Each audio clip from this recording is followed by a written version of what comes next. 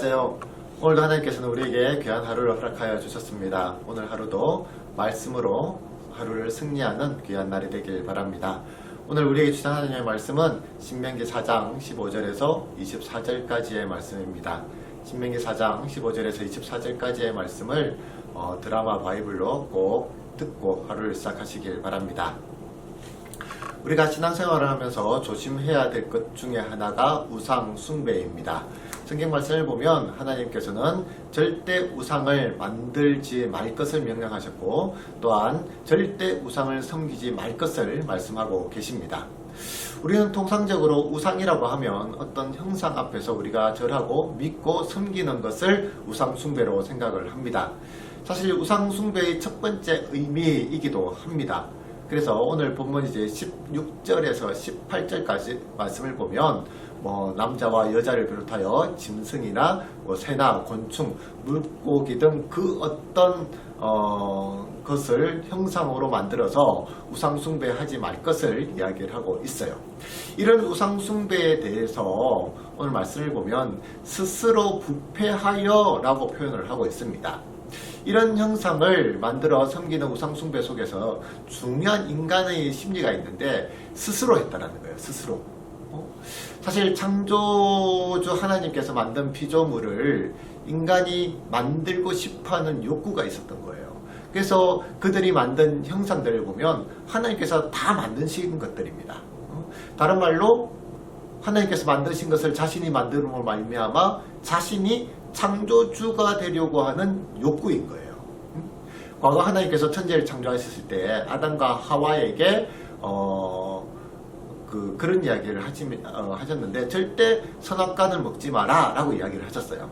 근데 이 아담과 하와가 이 선악과라고 하는 그것을 따먹으로 말미암아 하나님께 큰 죄를 짓게 됩니다. 그런데 하나님께서 인간들에게 절대 선악과를 따먹지 말라 라고 했을 때 사단인 뱀이 유혹을 하면서 그런 이야기를 해요. 유혹을 할 때 어떤 이야기를 하냐고 하면 하나님과 같이 되어 라고 이야기를 해요. 결국 이 인간이 넘어간 유혹이 뭐냐고 하면 하나님과 같이 되고 싶어하는 그 마음 때문에 선악과를 먹게 되는 그런 죄악을 짓게 되었습니다. 따라서 우리가 창조주이신 하나님과 같이 되려고 하는 그 생각 자체가 우상 숭배인 거예요. 또 우상 숭배에 또 중요한 의미가 하나 있는데 자기를 위해 만든 우상입니다. 16절 말씀에 나와 있죠. 자기를 위해. 우상은 전적으로 형상을 만드는 사람을 위한 것들이에요.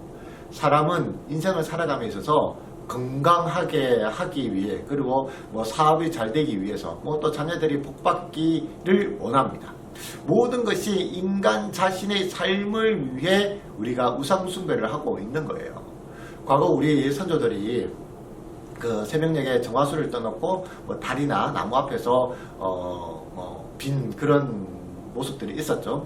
그런 것을 보면 그 내용들이 뭐냐고 하면 결국은 다 자기 자신을 위한 바람이에요. 자기 자신, 자기 가족들 그런 것들을 위해서 구하고 있는 거죠. 결국 자신을 위해서 신을 믿고 의지하고 이용하는 것이 우상 숭배입니다. 셋째 우상 숭배의 의미는 19절 말씀을 보면 해, 달, 별, 하늘에 관한 우상 숭배예요.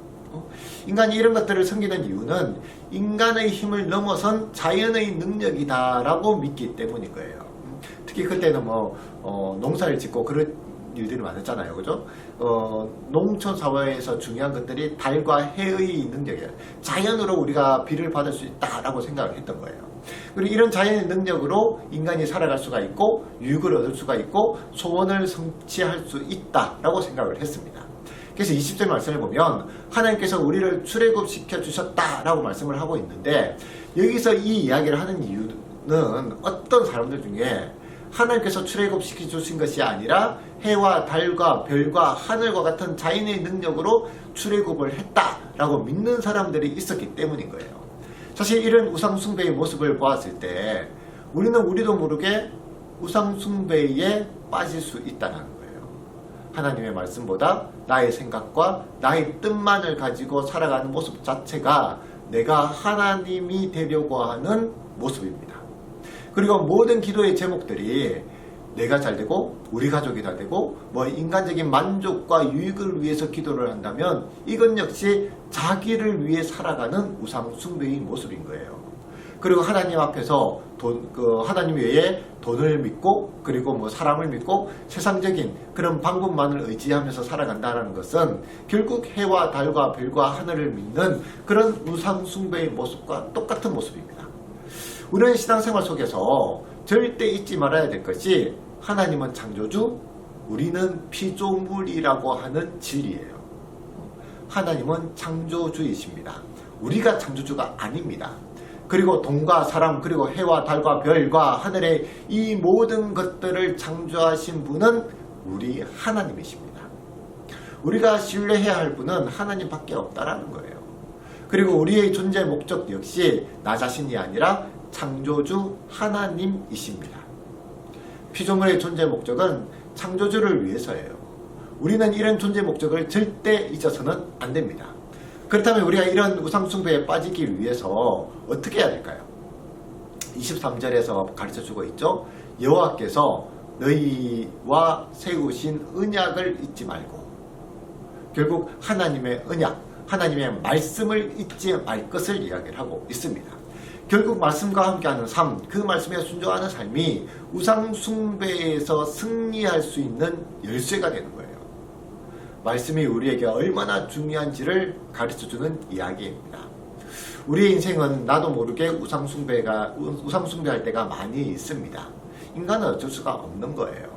그럴 때마다 하나님의 말씀을 통해 오직 하나님께서만이 이 세상의 창조주이시고 우리의 존재 목적이 하나님의 영광임을 잊지 마시길 바라요.